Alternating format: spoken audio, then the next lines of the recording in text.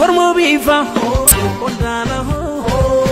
korma la minjala ya tu kadini gurra sodatu korma la minjala ya kadini gurra sodatu kormo bifa ondana ho korma la minjala ya tu kadini gurra sodatu korma la minjala ya kadini gurra sodatu osoga fawala lan kabe gutdisani osoga fabikatan daldal tutdisani osodina bukisu gerichatdisani osoga siyasa hayichatdisani yasan kan jare oromoda indiga kan jara malifi angora gurguda alatti nu duibuda nu tikkesuda biyasan gama security tin sotate gama dinageti ni sotate gama academics ni sotate kan jare oromoda lafe oromoti hurka oromoti sammu oromotu jare waan ufi jare hin barbadeessin kan jenne sanimiti kan jenne sanimiti adda sabirra kaase hamma biyyittis kan oromon hoggansi oromo kan jechaa ture kanamiti hoggansi oromo kan jechaa ture maali biyya kana keessatti hojjanne biyya jaarree nuti ala teenye kajeelu hin qabnu nyaata bilcheessine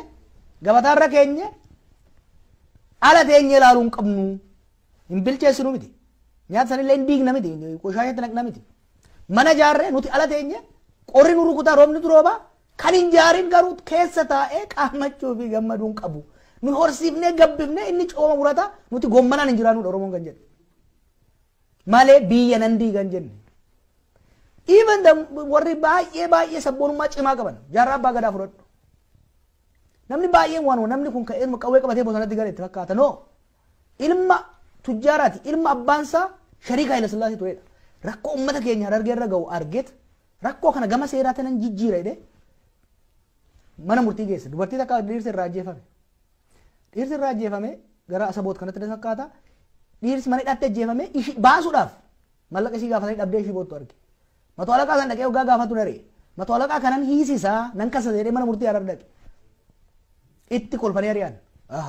seeruma kana jijjiiruun qaba poolisii kana jijjiiruun qaba jedhee paarlaamaa dhabdee dorgome hin mo'ate korojoon hatametti mo'ame jechuun san booda qawwee qabatee bosona kan gale malee oromooni konseptiin waa diiguu oromoo keessa hin jiru nan diigamite nan jaaradha garuu immoo jaaree ala taa'uu hin barbaanne.